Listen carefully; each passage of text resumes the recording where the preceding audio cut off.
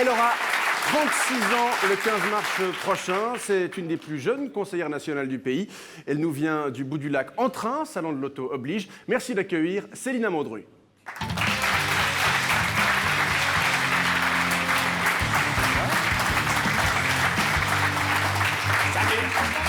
Céline Amondru, bonsoir. Bonsoir. Alors j'ai pris la liberté d'inviter Jason Svigart à participer à cet entretien. Il est membre des jeunes UDC vaudois. Exactement. Vous le connaissez? Non. Mais si, on s'est vu à Lucerne la semaine passée, là, comme dans le village. C'est possible. Au congrès de l'UDC, c'est ça? C'est possible. Comment il s'appelait ce village déjà? Notre ville. Ouais, c'est joli, hein? C'est très joli. Ouais. On sent les paraplégiques. On est d'accord. Très Ouais. utile. J'adore les paraplégiques. Messieurs, dames, bonjour. L'émission 26 minutes. Qui est Céline Amondru? Je connais pas du tout. Céline Amondru de l'UDC Genève. Ah oui, ça m'étonne pas. Comment ça m'étonne Ah, pas? je la connais pas. Et pourtant, on était à Genève, donc il y a encore un peu de travail, non? Bah, il y a encore un peu de travail et donc il y a encore des gens à convaincre et des voix à prendre. À convaincre ou à convertir, peut-être? À convaincre, tout simplement, ça Je suffit. trouve que vous êtes un peu salaud avec Céline, Non, franchement. Moi, je l'adore. Moi, je l'adore. Ouais, bon, bah... Moi, je trouve Céline, c'est un peu comme... hein, c'est un peu notre Marine à nous, tu vois. Mais ce même charme, cette même verve, mais au plus sexe. Au plus cuir. On vous compare souvent à elle? Bah, disons que si on se réduit à dire que c'est une femme, je suis une femme, qu'elle est blonde et que je suis blonde, Ouais. oui, on peut Non, je dire parlais que- des idées, en fait. Ouais, qu'on puisse vous comparer à elle au niveau de ses idées, ça vous flatte, ça Moi, vous je suis vexe? séduit par les deux. Non, je veux dire, je considère qu'on est dans deux pays complètement différents. L'UDC, je le rappelle, est le plus grand parti de Suisse. Et de ce FN est fait... bientôt le plus grand parti de France. Peut-être, mais je ne fais pas du tout de comparaison parce que nous avons des systèmes différents.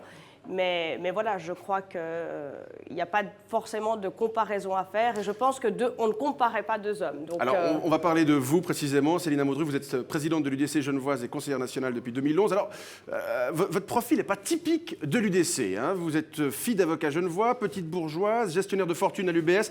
Pas grand-chose à voir avec les racines agrariennes du parti. Ouais, c'est vrai, ça, ils pensent quoi de toi, les bouseux de l'UDC? et je ne crois pas qu'il faut avoir un profil précis pour être UDC. Je crois que moi, mes convictions, c'était, je suis clairement opposée à ce que la Suisse adhère à l'Europe et de ce fait, le seul parti qui prévoyait ça dans son programme était l'UDC. Mais je ne crois pas qu'il y a un profil, je crois que c'est plutôt les journalistes comme vous qui finalement nous cataloguer dans un C'est ce que dit schéma. Tonton Marine aussi. C'est pas vrai. C'est vrai. Et puis, de toute façon, à part ça, on en a rien à foutre des bouseux à l'UDC depuis que Christophe a repris les rênes. Hein. Ce qui compte, c'est l'économie, c'est l'autonomie, c'est moins d'étrangers, et puis l'indépendance, la sécurité, on est d'accord? Pas entièrement, mais il y a deux, trois choses. Il y a la souveraineté. Ouais. Et puis qu'on en a rien à foutre des bouseux. Plus rien à foutre. Céline Parce qu'à Amondru. l'époque, ça comptait, mais moi, je suis d'accord avec toi. On va plutôt parler du futur, Monsieur Svigart. Ouais. Vous, en tant que jeune élu UDC, c'est quoi vos ambitions? Mes ambitions Oui. générales. Oui. Au niveau personnel. fédéral. Mais attendez. Tu veux dire au niveau fédéral? J'en sais rien. Je Mais vous pose je la sais question. rien. Laissez-moi faire mon interview, bordel. Vos ambitions. Au niveau fédéral. Je Non, crois au que niveau tout court, au niveau personnel aussi, peut-être. Elle a peut-être Alors, des choses à nous dire.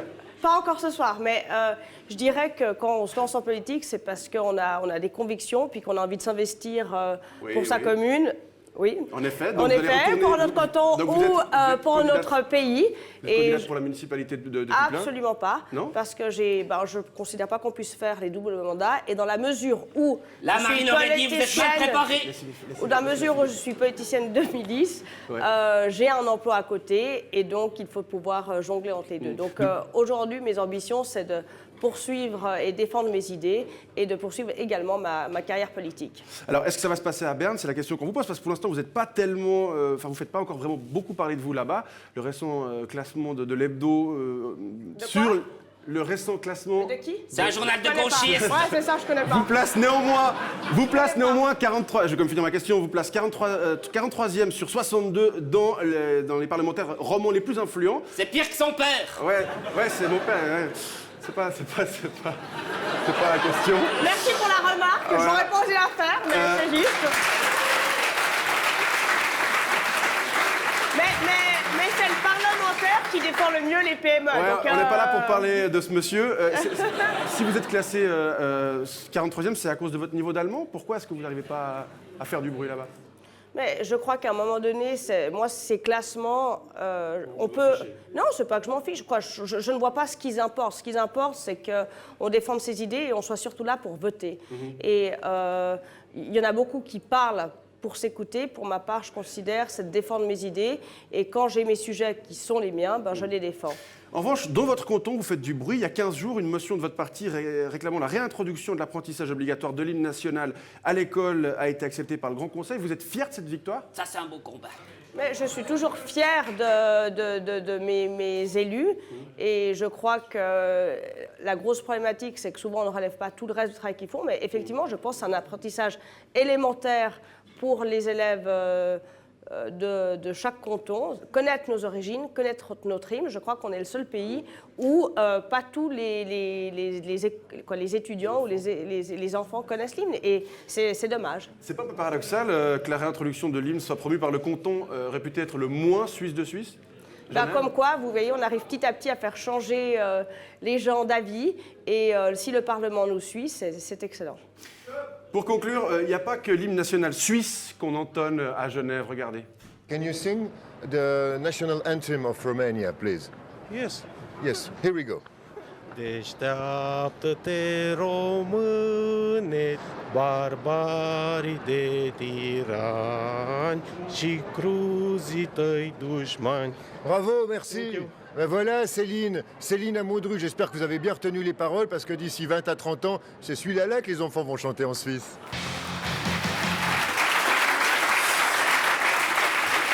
L'avenir nous le dira.